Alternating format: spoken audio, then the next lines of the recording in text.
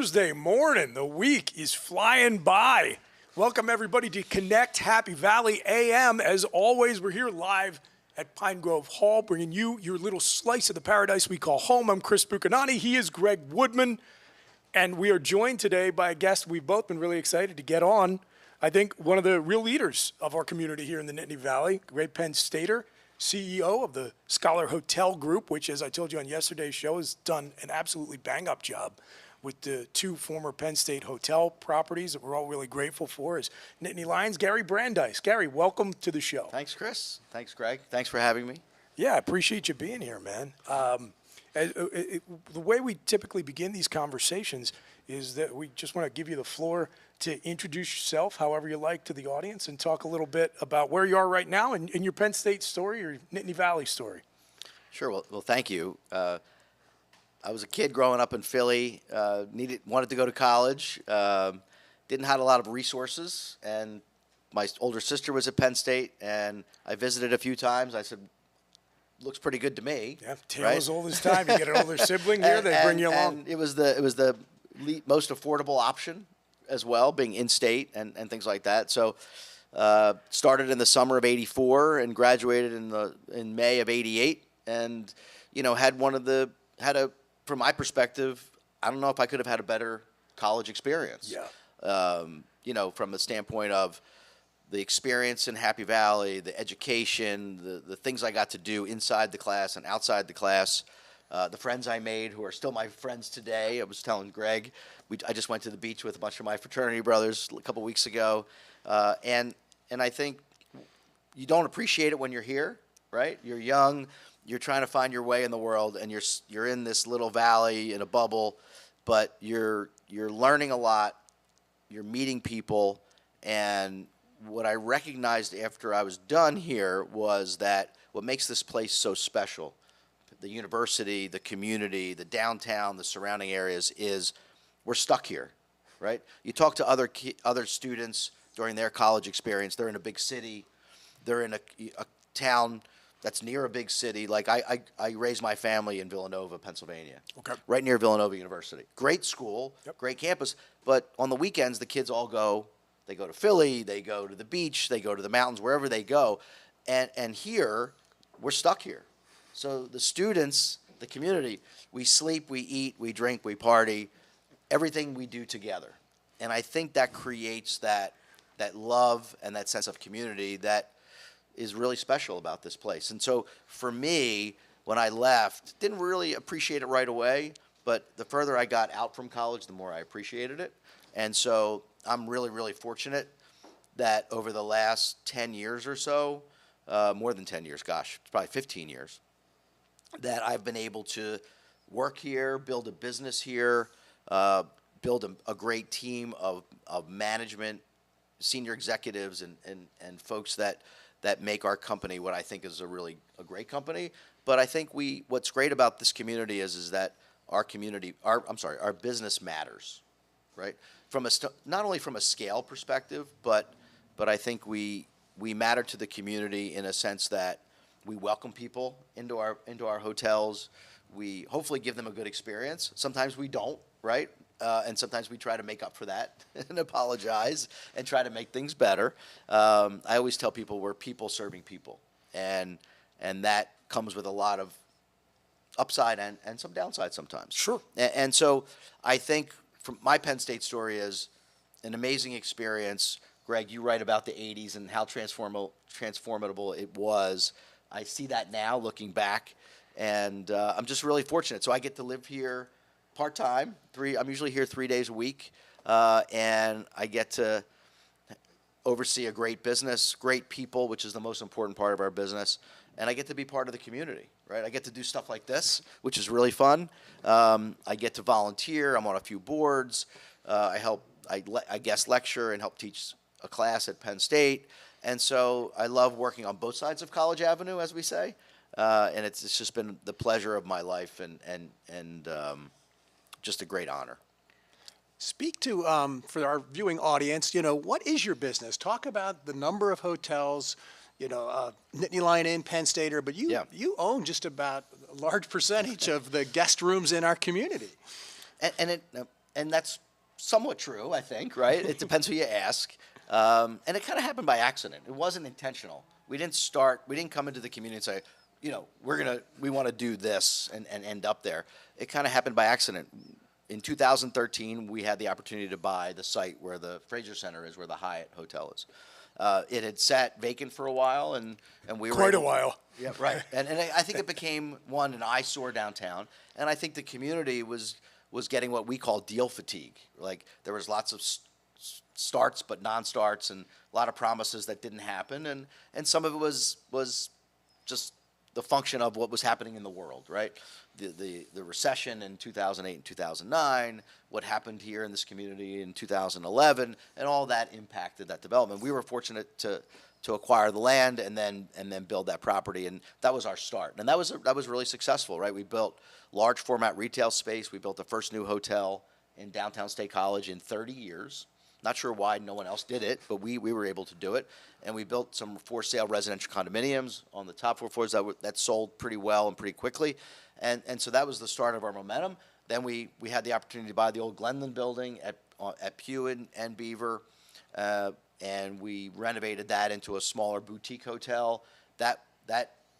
The challenge there was we were right in the middle of the pandemic, under construction. We opened in January of 21. We had 6 people check in the first day, and that was not a lot of fun. But eventually that property got sort of a lot of momentum and has been a good success for us. And then, so we were operating those 2 hotels, and then we started hearing rumors about Penn State thinking about divesting in their hotels, and I was like, okay, that seems like a natural extension of our business. And so we threw our hat in the ring. We did the RFQ, we did the RFP, and then on the Friday before Memorial Day weekend of 2022, I got a phone call from the consultant that Penn State hired, and I was away on vacation with my family. It was probably Friday. I was on the West Coast, like 10 a.m. West Coast time, and my phone rings, and I look at the phone number, and I'm like, oh, this is the Penn State consultant. And we knew the decision was imminent, and so I was sort of waiting to see what would happen. And I said to myself, if he's calling me the Friday before Memorial Day weekend and telling me that we didn't get the deal, I was thinking to myself, why can't he wait till Tuesday, right? Let me enjoy the weekend and then figure it out later. And he let me know that we were awarded the contract, and so it was a great call to get. But soon after I hung up the phone with him, the sense of responsibility, the huge weight now that was on our shoulders, sort of started to resonate with me. And so, anyway, started that process. And while we were in the process of being vetted and going through the RFP process, the opportunity to acquire the Marriott Courtyard and Residence Inn over by Hills Plaza came about. And so we were working on the RFP, which was a huge process. I think I calculated there was 743 days from the time I sent an email to Penn State saying, hey, I heard a rumor, we're interested, please consider us or include us in the process, to the day we closed the deal. But during that 743 days, we had the opportunity to buy those 2 hotels. And so we did that too. So by the time we closed on the Penn Stater and the Nittany Lion Inn in March of 2023, we now had 4 hotels. So then now we were getting 2 more. And so, it sort of just happened naturally. And I think the success we had at the Hyatt and the success we had at the Scholar gave us some good momentum and some good credibility in the community, credibility with the university, because obviously the university was staying at the Hyatt, staying at the Scholar, especially after the pandemic, because the Nittany Lion Inn was closed. And so that's sort of how it came about. We spent 16 months. We renovated the Nittany Lion Inn, most difficult, challenging project I've ever done, but hopefully the best project we've ever done, I think. So far, so good. And then after we were done renovating the Nittany Lion Inn, we started the renovations at the Penn Stater. And so sitting here today, we have 6 hotels in the market, about 930 hotel rooms, 80,000 square feet of conference and meeting space, 10 bars and restaurants, over 500 employees, and we're just chugging and going every day. And every day we try to get better. Every day we try to hire and retain the best people in the community for our business, and that's what we're doing. Late last year, we started construction on the Nittany Residence Club, which was a project we got into a little bit later in the process, and we're under construction there. if all continues to move forward, we should deliver that at the end of 27. And that's like a hybrid process. It's not a traditional hotel. It's what's called a condominium hotel. So there's 70 units or 70 condominiums or hotel rooms, however you want to phrase it. They'll be owned individually by individuals who have the option of staying there when they want, and when they're not, we'll sell it and as hotel rooms. And those condominium owners will benefit from the income that's generated from the sale of the hotel room. So very unique concept. First time ever done in a college town. Mostly those condominium hotels are in resort communities in South Florida, the Caribbean. There's quite a few in Las Vegas. But if you look at the traffic patterns of a college town, the way people come in and out of this community, it's pretty similar. There's a lot of similarities, I should say, to South Florida, places you go for vacation, places you go so often that you don't want to maybe rent a hotel room, you want to have your own place. And so the traffic patterns of hospitality in a college market like State College and Penn State are similar to, places like Naples and Miami, Naples, Florida, Miami, Florida, the Caribbean, Las Vegas, and places like that. So far, so good. Folks can start putting the deposits and claim their Yeah. property right now, because I'm already thinking in my head of a couple of buddies who I think might be interested. So if people are intrigued by this concept, how do they take the next step? Yeah, so we have a website at NittanyResidenceClub.com. There's a local realtor, KBB, Erica Scott, who's our realtor. You can contact her. We've sold almost half of the units already, which is, I think, pretty good. And you have a total of 70 units? 70 units. I think we're at 33 sold or under contract. And the building's not even out of the ground yet. So I think once people start to see it physically, the building's starting to rise out of the foundations, I think we'll get some momentum. I think we'll have a lot of momentum this fall as this community gets busier with football, the students back on campus and things like that. And it's built in downtown State College, in Right. the old Plasma Yeah, Center. Yeah, I was just going to say, we like to talk about storytelling here on Connect Happy Valley AM, and a big part of that here is, well, it used to be this. We're talking about the old Plasma Donation Center on the corner of Atherton and Beaver. So NittanyResidenceClub.com. Rick and Rob, I'm talking to you, both of yous. It beats the floor of our guest room. Look into it. I'm talking to Gary Brandeis, CEO of the Scholar Hotel Group, here on Connect Happy Valley AM, live from Pine Grove Hall. And Greg, will you indulge in me abusing our platform for a moment, for just a minute of shameless self-promotion, which will also carry over as promotion for our guest as well. We're just now starting to roll out the news that this fall, the obligatory PSU pregame show, which inexplicably to me and all of us is entering its 11th season, is going to do something we've never done before in over a decade of existence. We're going to film our shows before a live studio audience, and we're going to do it at Legends Pub at the Penn Stater Conference Center and Hotel, which is a great spot. We'll get more into the tremendous job you guys have done caring for those properties and the love you've poured into them. But certainly, Sunday after every home game, noon, that is going to be the spot. I'm going to be out there with Kevin and Mike the Mailman and Landon Tengwall, and we're going to do giveaways. We're going to have fun interaction with the audience, and we're going to record the stupidest college football pregame show known to man, which for some reason that eludes me, people continue to watch. So we're excited about that. I love it.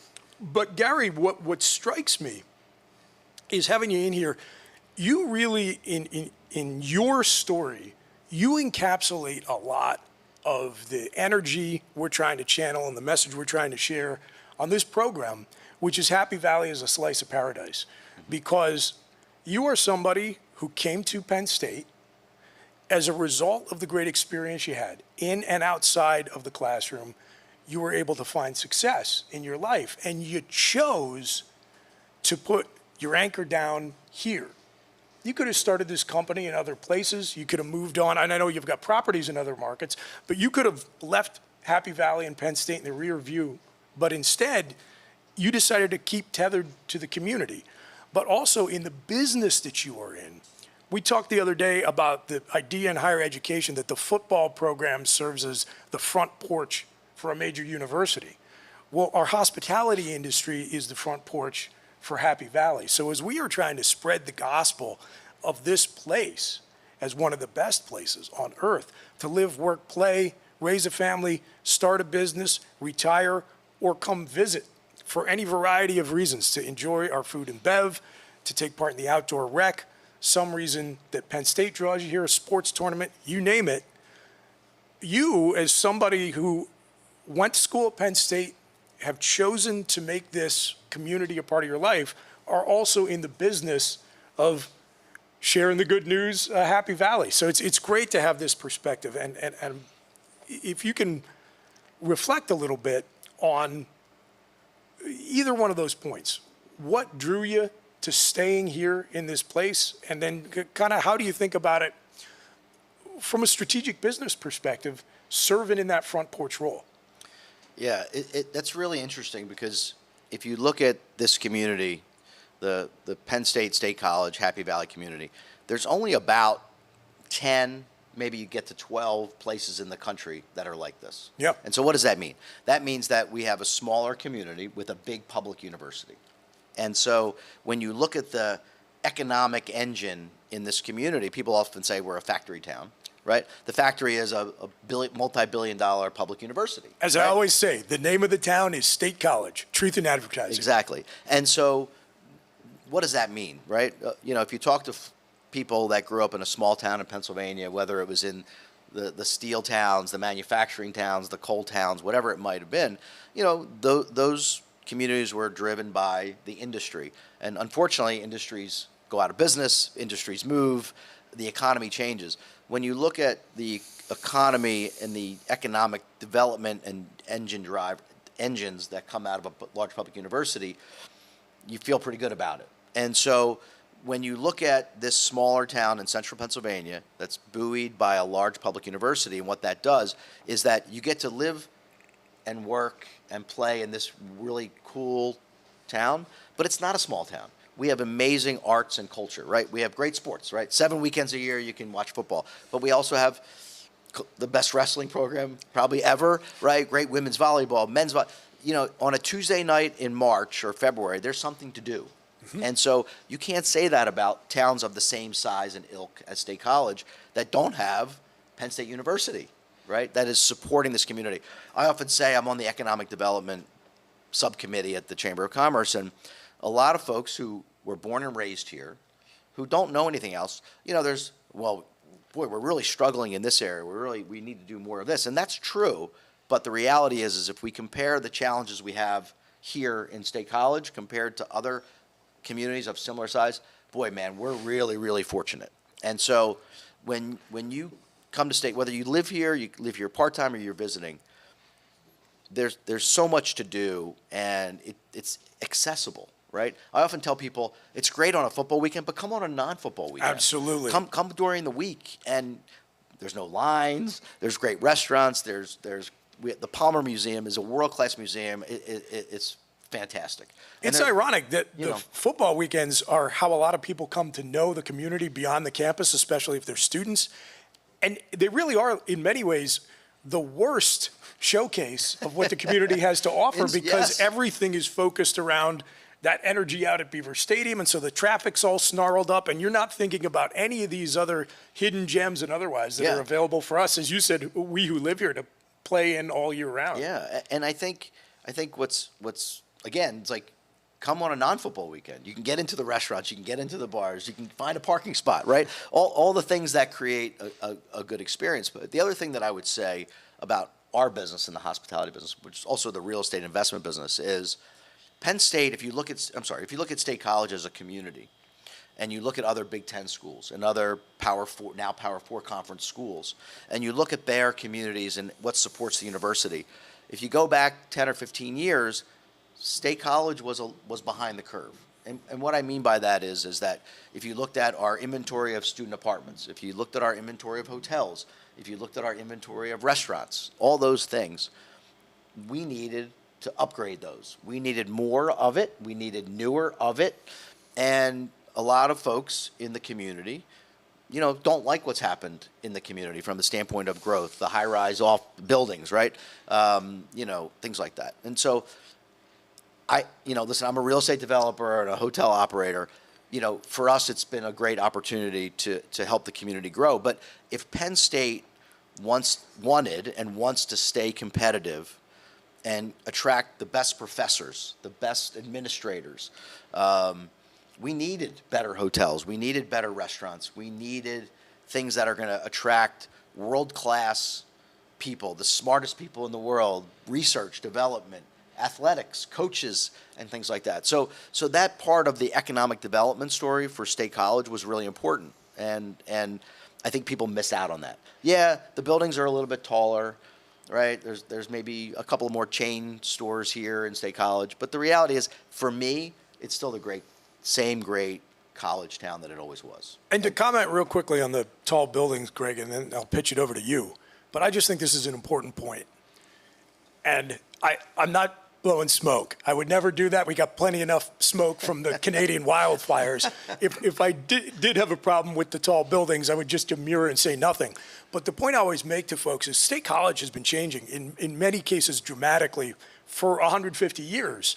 There has always been change. There has always been somebody who thinks, there goes the neighborhood, the magic of the place is going to pot. Yep. Historically, they've always been wrong. And what I tell people about the tall buildings is you really, I think, only had two options to face the reality you just laid out. You could go up or out. Which would you prefer?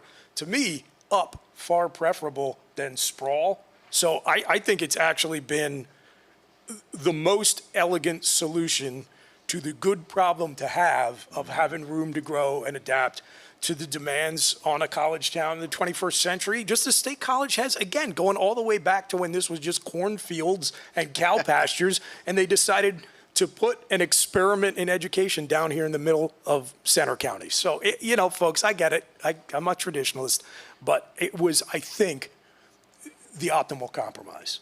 I agree. And why not consolidate that in one location? Yes. Right? Yep.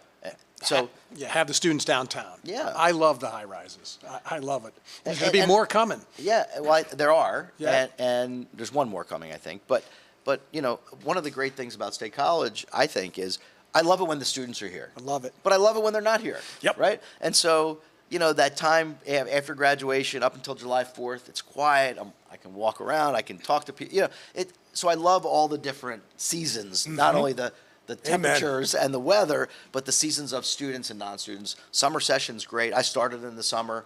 I don't know, probably the best summer I ever had, right? Yeah. And I stayed another summer when I didn't have to, but just because I loved it here so much, and I just wanted to stay. And so I think that's one of the other wonderful things about this community is we obviously get all four seasons in a big way, but the seasons of students, non-students, and it's just I like both.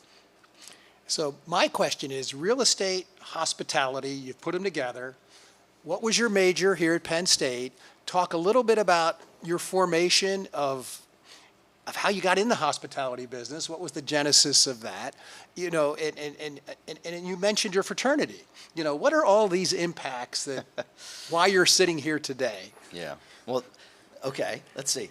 I'll try to keep it relatively short. So I was an accounting major. I graduated, worked with one of the big accounting firms, passed the CPA exam, did that for a little over 2 years. In Pennsylvania, in order to get your actual CPA certificate, you had to work for 2 years. So I put my 2 years and 3 months in, and then one of the great things about the start of my career was, as a public accountant, I was moving around to different types of clients. So I saw manufacturing clients, distribution, logistics clients, banking clients, and I had real estate clients. And so for me, as a young person trying to figure out what I wanted to do, the real estate business resonated with me. One, it was easier for me to understand, and a simpler mind, I guess, in a way. And I liked the numbers. I liked sort of how the numbers looked on paper, but I also liked the physical part of the business, right? And that's what really drove me. So as I looked to move away from accounting, I gravitated to the real estate business. So I went to work for a large developer based in Texas, but in the DC office, got an amazing book of experience there, moved around that company, opened an office for them in Philly, and then in 2005, decided that I was ready to sort of go off on my own and started this company. The predecessor to Scholar was just a real estate development company. We were building office buildings and warehouses, and we ended up buying a hotel project in Philadelphia at the time, back in 2006, I believe, 2007. And the idea, it was a great location. It was a hotel on 6 acres in a prime spot where 50,000 cars drove past every day. And we bought it not really knowing what we wanted to do with it, but it was a good enough opportunity where we could figure it out. And we bought it. It was a hotel. I hired a management company to run the hotel for me until I could figure it out, what to do with it. We thought maybe we'll take the building down, we'll build office, we'll build residential, some retail, because it was a large enough site that we had a lot of options. And then during that process, we ran into the Great Recession when there was no capital, and so we sort of doubled down on the hotel. And I started to learn the hospitality business from a real estate perspective, and then brought in some really great hospitality experts, people that knew how to run a hotel, how to sell a hotel, and things like that. So it kind of, again, happened by accident. And then what I loved about hospitality was I got to be a real estate developer, an investor, a construction person, but I also got to run a real operating business. And you don't get to do that in the office business, the retail business, the apartment business. You're leasing space, you're signing contracts for years at a time, most of the time. And in the hospitality business, we like to say we have a one-night lease, right? And so we have to sell our hotel rooms every night. We have to have great salespeople. We have to have great maintenance and front desk and housekeeping. And there's this, it's complicated in a sense. It's simple and complicated at the same time. But what I loved about it was I got to run a real business. And I never got to do that just leasing space to businesses or renting apartments or things like that. So I think as a real estate developer, investor, and hotel operator, we get to do the best things of the business overall. Okay. Does that make sense? It makes sense, Okay. but you mentioned your fraternity business, Yeah. and you've also told me where you worked in the summers in high school. Yep. And so I'm trying to connect some dots to ultimately why you're here. All your chips are in Happy Valley. Yep. I love your sign, "Welcome to Happy Valley" at the Hyatt. But tell me about your high school hospitality orientation. Yeah, so my grandparents, my mother's mom and dad, who were the most amazing people. I love them dearly, and I miss them dearly every day, to be honest with you. They had an apartment in Atlantic City, and so they would spend their summers there. And as a young kid, I was always looking for something to do. So from the time I was 14 to the time I graduated from high school, I spent my summers living with them, and I worked odd jobs on the boardwalk in Atlantic City. This was the late 70s to the 1983, I guess, was my last summer there. And so I worked at a custard stand was my first job. I was 14, but I told them I was 15, so they hired me. Then I worked in a pizza shop. I was washing pots and cutting fruit and making pizza dough. And then some mornings I would work as a breakfast cook at the other location, making eggs, pancakes, and French toast in the morning. And then the next summer I worked at an all-you-could-eat smorgasbord, and I had to be there at 6 a.m., and we had to open by 7. And then I was done, and then I would get the lunch buffet set up, and then I would go home. And then I would stink, right, from all the food. My grandmother would wash my clothes in the bathtub for me. And that was my next summer. I did that for 2 summers. So it's interesting where I had no idea that I was in the hospitality business at the time, but I guess I was. And then I would end up where I am today, which is, just running hotels and building them and operating them and investing in them and things like that. So it's definitely a full circle moment when I really think about it.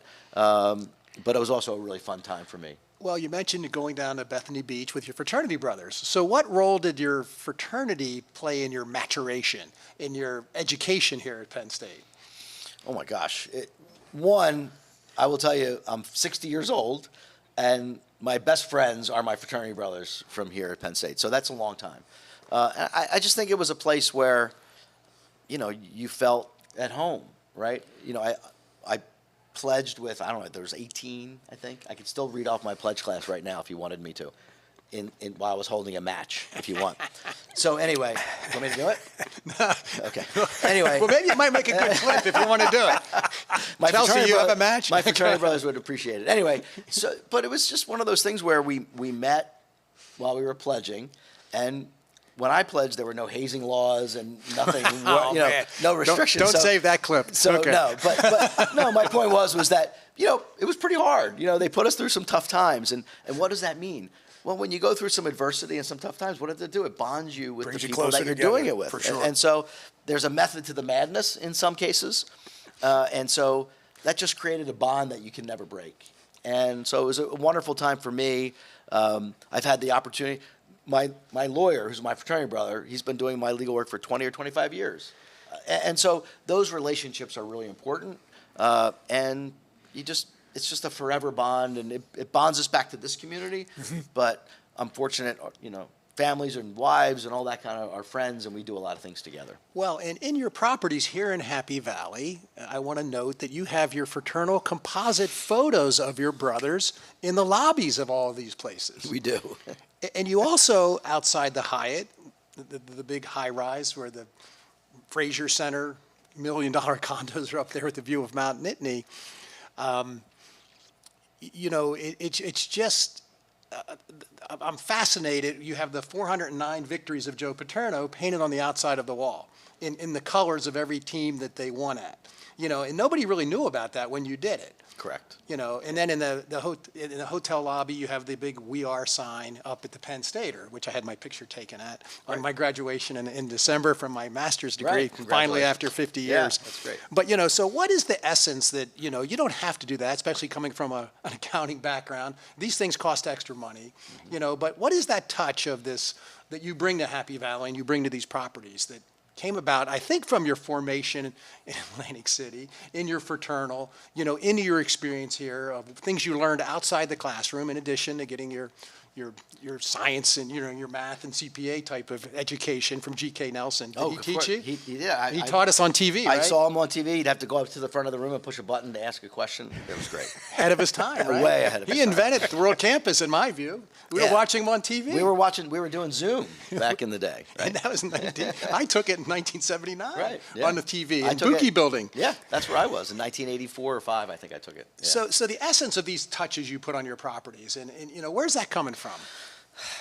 So I'll start by saying, when we were doing the Nittany Lion Inn project, you know, it was the most challenging project I've ever done for lots of reasons, and we can get into that. But one, because of the brand and the importance of that building on campus. Yeah. And now it was on my shoulders to figure out what to do with it, and I'm like, how did it fall on me? Like, I was just a knucklehead that graduated with an accounting degree, and now all of a sudden I'm responsible to figure out what to do with the Nittany Lion Inn. And so we get through the process, and someone asked me a similar question after I was done the Nittany Lion Inn, and we opened it, and people liked it.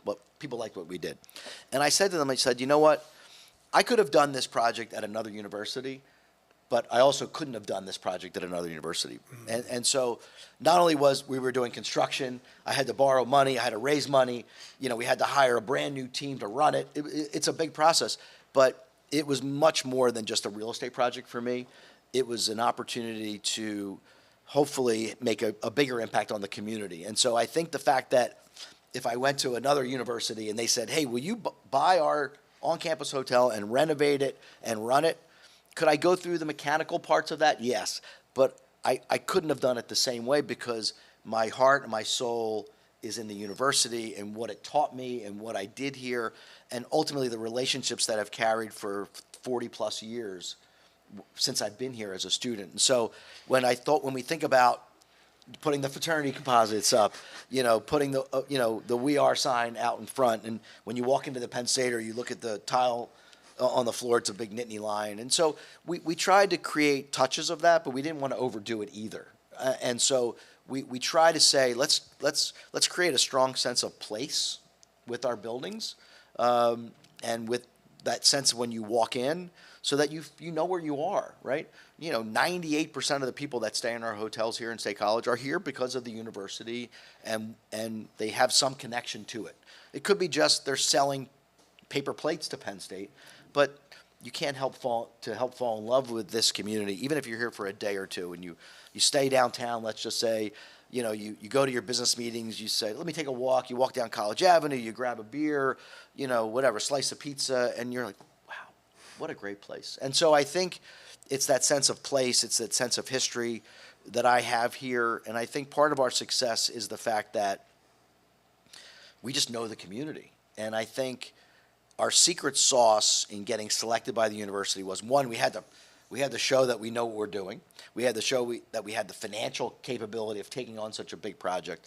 But I think what sort of tilted to our favor, and I'm guessing when the trustees were in their meeting talking about what should we do, because there were other companies in the running, bigger companies with bigger balance sheets, a lot more projects than we. But I think, from what I was told, that they said, okay, this guy really cares.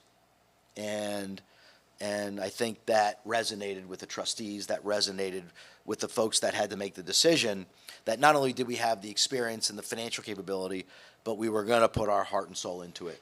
I was in the Nittany Lion Inn almost every day for 16 months. My family would come up and visit me instead of me going home to visit them.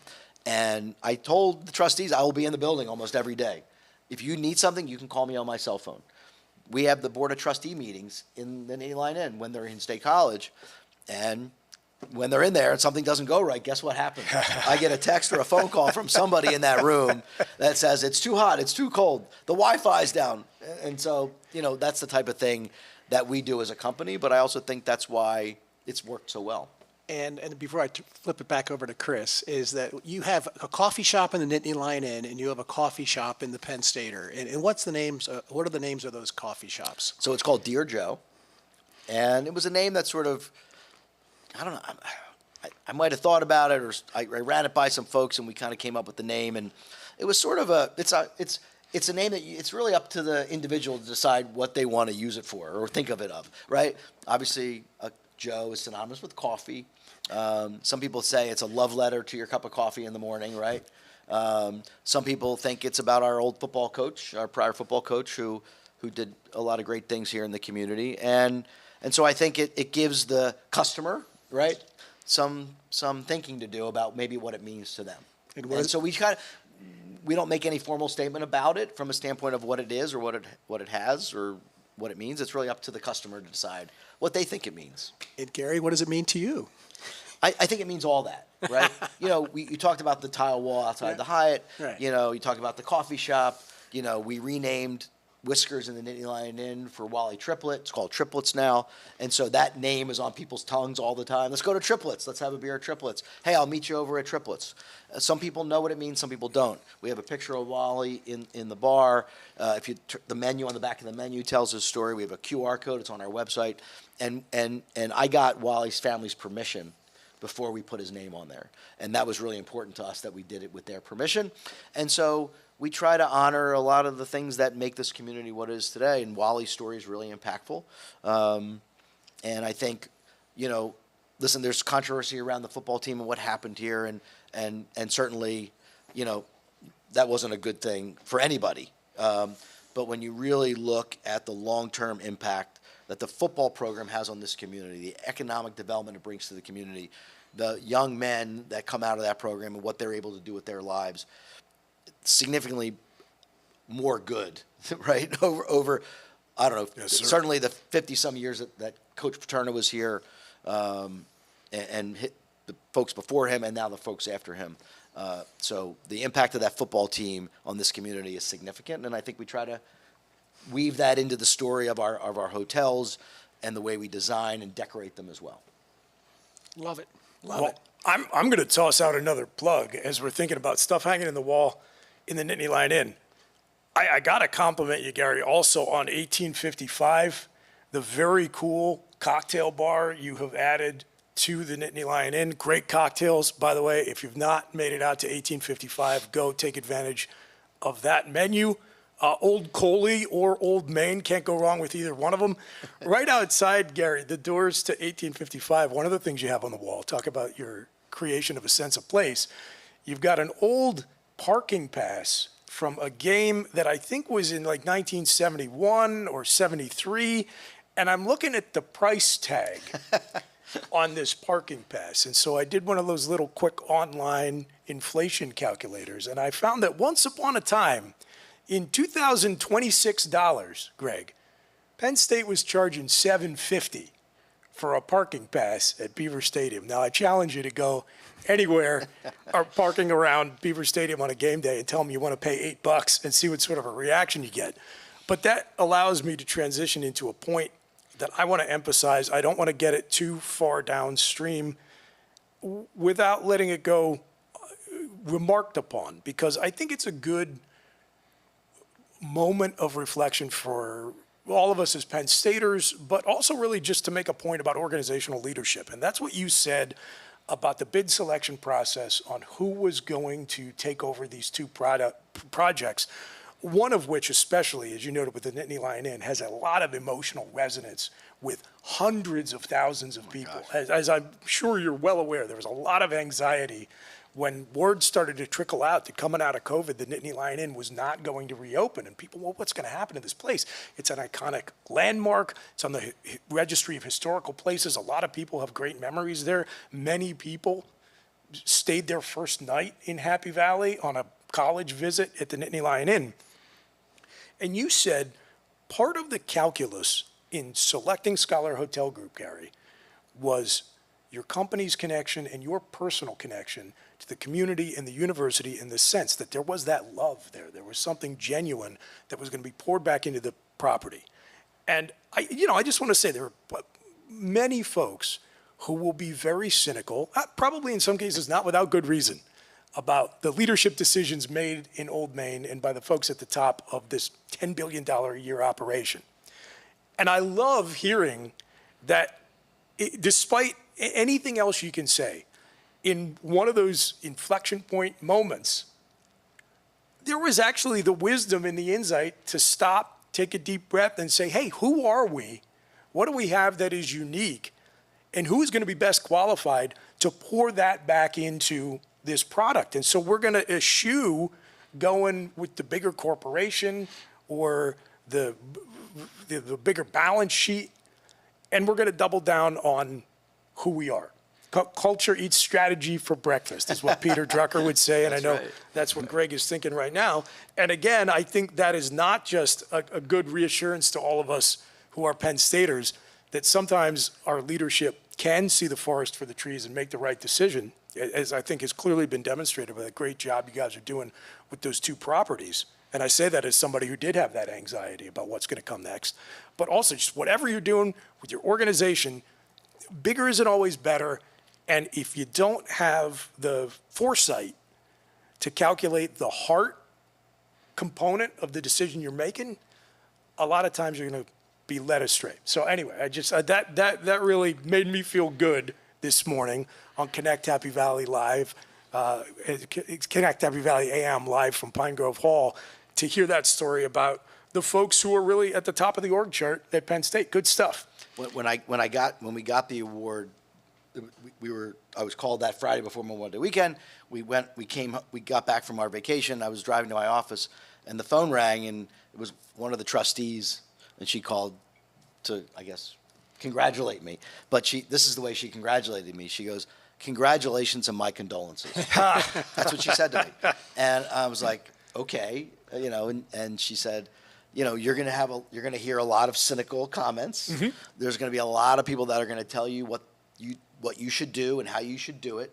There's going to be a lot of critics, and I feel sorry for you that now you're going to be in the firing line of that. Yeah. But she reassured me, and it was a compliment. I didn't see it at the time, but she said, "Listen, we chose you because we want you to make those decisions. Love it.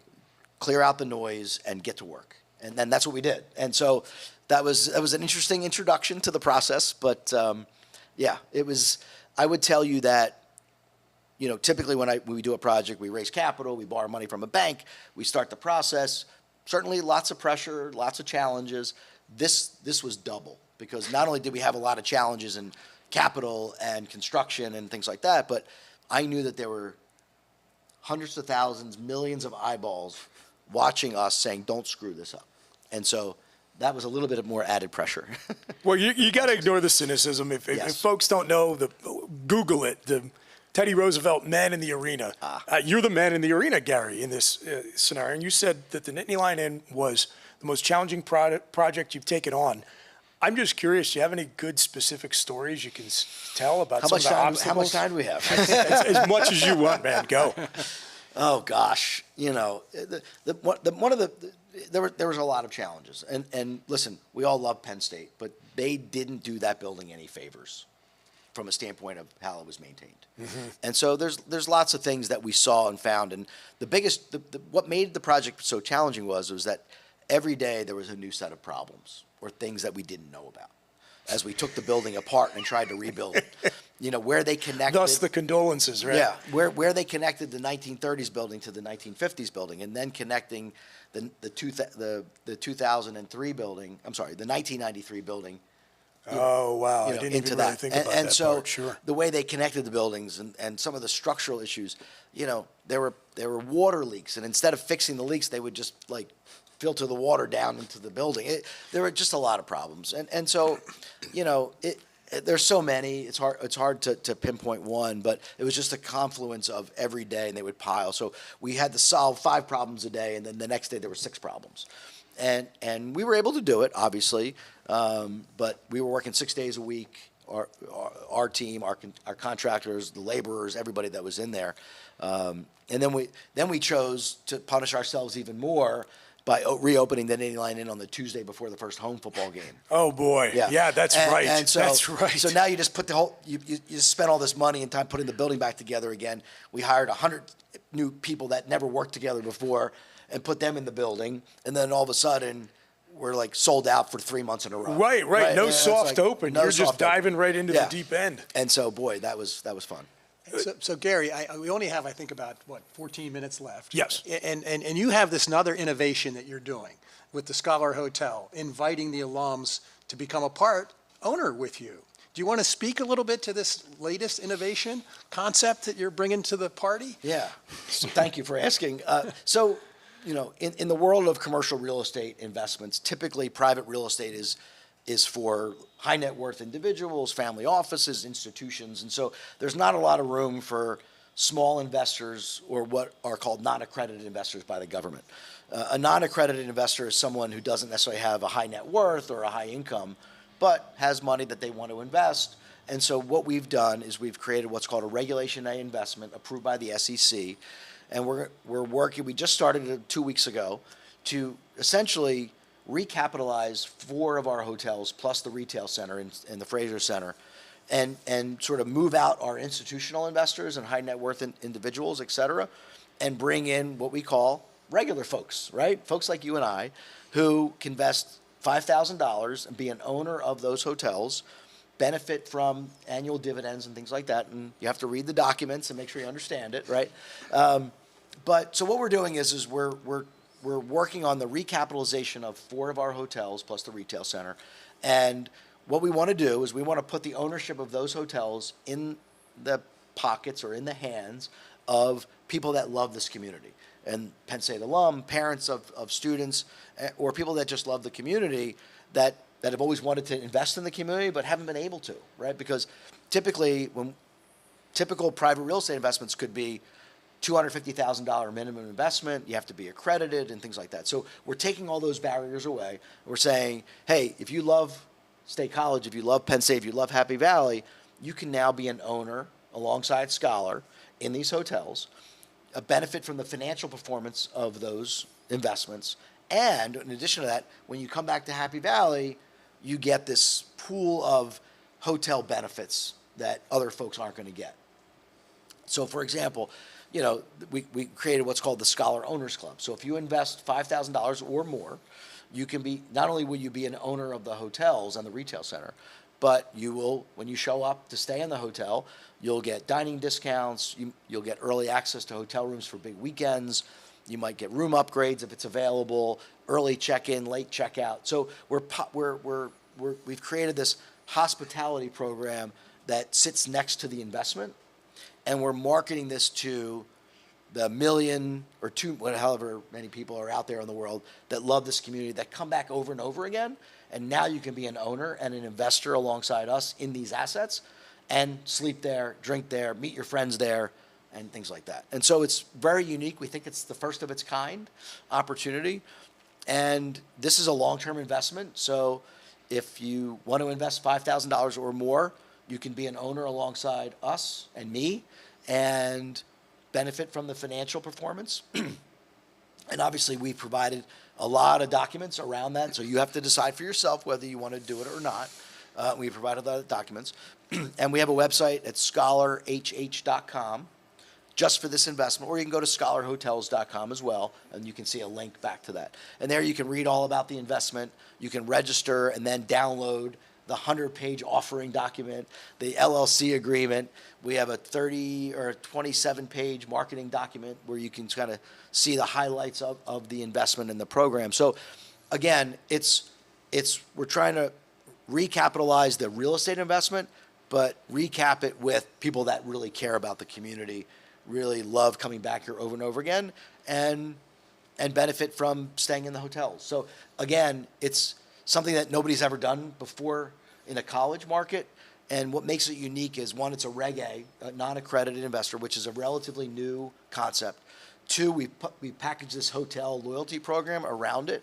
And then three, we're really just targeting this group of crazy, Kool-Aid drinking, passionate people that love the university, that love State College, that love Happy Valley. And so we think those three things combined make it a very compelling opportunity. Well, it's an amazing, innovative approach. Green Bay Packers, right? Exactly. It's the Green Bay Packers. And I love that analogy. I'm so glad you said that, Chris, because the people that own the Green Bay Packers are people that live in Green Bay, Wisconsin, that Sure. love Yes. the team. Yep. It's a very good analogy, and I need to say that more, and I appreciate you bringing that back to the microphone. Well, it's an affinity relationship. And it is cool. And Green Bay, Wisconsin is a really unique community when you think about a league that has powerful franchises in all the major East Coast cities. They're out in LA, they're in Dallas, Texas, and then they've got one of their most storied teams plays in the town of Green Bay, Wisconsin. And a lot of it really is just about uniqueness of place that creates this unbreakable bond between that place and their people. And that's when magnificent things can happen. I'm so glad you brought it up, because I need to put that at top of mind, because that example, that analogy resonates so well with Happy Valley, Penn State, State College, and what we're doing from an investment perspective, right? Wow, thank you. That was really great. And You got it. It makes a lot of sense. Thank you for being here. This is good. I love when people come on and independently say things that are points we try to hammer home on this program and with the website at connecthappyvalley.com, where you should go and absolutely sign up for the weekly e-letter, getting better and better every week. And one of the things you said earlier in the hour, Gary, that I loved hearing you say so much, because I try to hammer this point home. You said two things I say all the time. One is that you love all the seasons of the place, not just the 4 seasons with the weather, but when the students are here and when they're gone. It's not like you pick one or the other. They're both great, and the cycling in and out is part of what makes it unique and part of what makes the magic. And then you also said, don't just come on a football weekend. Choose a non-event weekend and come up and experience the place when it's not jam-packed, when you don't have your dance card full with all the people you got to see and places you got to go and football you got to watch, or whatever, or a concert, or if you're coming up for a hockey game or whatever. All those things are awesome. Shows off one of the many embarrassment of riches we have here in Happy Valley. But I told Greg the story of how some of my college friends and my wife and I accidentally stumbled on a Let's Go Back to Penn State weekend on the first Saturday of spring break. And the whole place was empty. We were every bartender's favorite customer, because in many cases we were their only customers. And it gave, I think, those folks who aren't fortunate enough as my wife and I are to live here, a completely different perspective on what Happy Valley has to offer.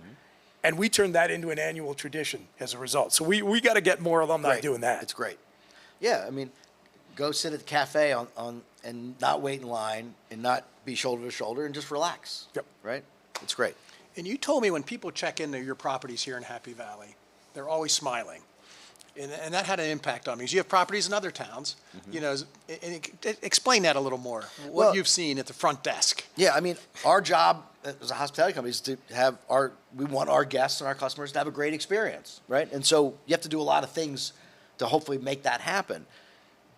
However, when somebody shows up at your front desk and they're already in a good mood, they're here for a good reason, right? Most of the people, a vast majority of the people that come to State College are here for a good reason.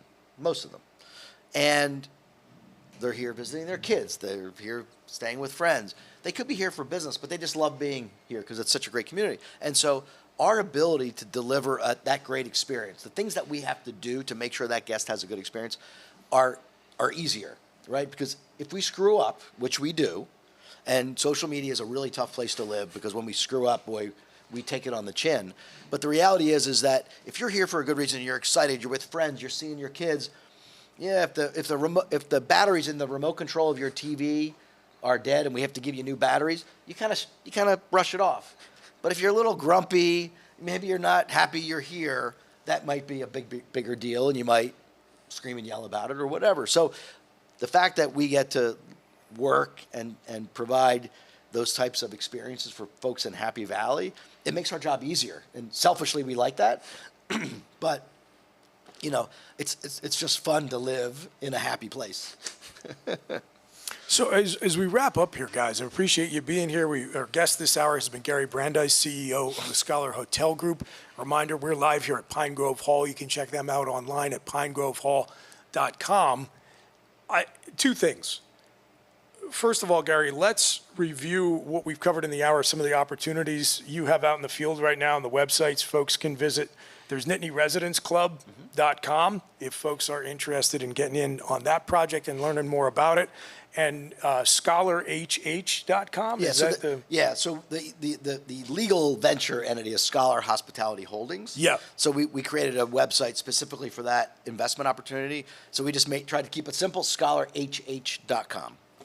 And so the other point is I'm helpfully reminded here by our chief connector, Melissa Hicks, is last night you started what, Greg, is going to become a monthly tradition sponsored by Connect Happy Valley, which is the monthly socials out here at Pine Grove Hall. And I know you guys were both there. Gary stopped by last night. I We unfortunately appreciate that. could not be Yeah. there, try to fit everything in my schedule, but between dinner and having to lay down another podcast, I just didn't have the flexibility. But talk about it a little bit. How was it? Oh, just like 15 people came out. A lot of people came out looking for connection.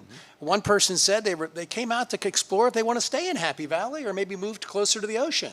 You know, and here's a guy for 60 minutes talk about putting his money where his mouth is. He's betting it all on Happy Valley. You know, he's putting all his chips on this, on all the properties and all the restaurants, and it's just marvelous, and Gary stopped by last night and he didn't go into why he's putting his chips here, but you're living it, and it's just great to see. So it was just a lot of different people met. We're all going to meet again. A lot of things came out of the discussions, fascinating on just the sense of the biological need to belong. Yeah. Find your Yeah. people. And a lot of them were here for the first time in this magnificent Oddfellow building. Gary took a picture of the stained glass window last night. Well, I was going to say, kudos to Liz and her team. This is such a wonderful place, right? And so it's great to be with people, but it's also great to be in a really interesting building and the history and everything. You hit all the right notes, Greg. Thank you. Well, I was saying, it reminds me of my fraternity, and Yeah. we have that bond from your fraternity background, and where you were the accountant for your fraternity. Of course. What else was I going to do? Yeah. That's Well, what we did. You hit all the right notes this morning, Gary. We appreciate you being here, and we'll be happy to have you on again in the future if we haven't scared you off over No, the course it's of the great. last 60 minutes. I'm a little worried about the live thing, but you can't edit me out or anything. But You it's know all what? good. It's all good. You killed it. You're all good. The live is fun, and that's what we do every Monday through Friday, 9 to 10 a.m. Connect Happy Valley YouTube channel, soon to be expanding to multiple other social media platforms. Next week, as we build the race car, as we drive it down the track, so glad to be here at Pine Grove Hall. Again, pinegrovehall.com is where you go to check out the event calendar, view the menu, book your reservations. As Gary said, it is one of the coolest, most distinctive spots, one of many great locally owned and operated businesses that have a lot of love poured into them that help give Happy Valley its distinctive character, and we celebrate them all at Connect Happy Valley. You can sign up for the weekly e-letter at connecthappyvalley.com, which includes at the top of every message each Wednesday morning a human-curated list. No AI at work. We have an actual person who is deeply invested in the community. Greg loves to talk about how Becky will jump on the catabuses downtown just to be around the energy of the students. And so really has her finger on the pulse of this community and invests time and heart and love into communicating to the Connect Happy Valley audience where are going to be the best places where you can go spend your time to take advantage of this embarrassment of riches we have here in the community. So we're going to be back right here again, Pine Grove Hall, to finish out the week tomorrow at 9 a.m., bringing you your little slice of paradise that we call Happy Valley. So until then, ladies and gentlemen, enjoy paradise. We'll see you tomorrow. Gary, thank you very much. Hey, thanks for That having was me. great. That was fun. Yeah, good stuff, thanks, Gary. guys. Appreciate it. Appreciate it, Yeah, yeah. thank you. Thank I you. know you got to jump on a call. Yeah, we'll get you onto your conference call.